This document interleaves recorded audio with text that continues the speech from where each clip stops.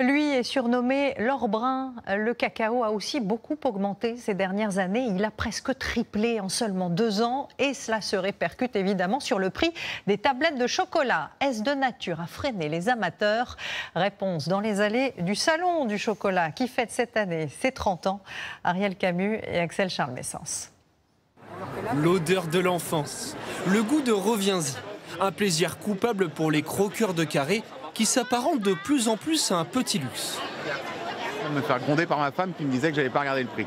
Donc elle me disait que ça avait bien augmenté. Oui.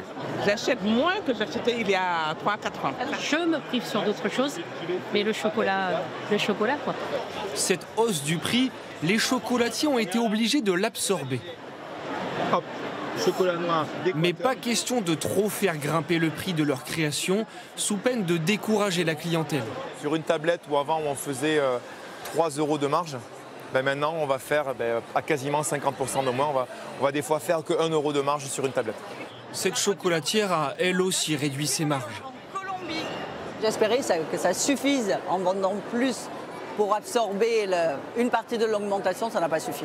C'est la première année que j'ai un déficit. 16 000 € sur l'année 2025. Une situation chez les professionnels causée par le cours du cacao. Il a pu brutalement exploser à 12 000 $ tonne en avril 2024 avant de redescendre à 6 000 $ tonne aujourd'hui, toujours plus du double qu'il y a 2 ans. Tout cela à cause d'une production qui se fait rare. Le dérèglement climatique affecte les rendements des pays d'Afrique de l'Ouest et favorise la propagation des virus avec l'humidité.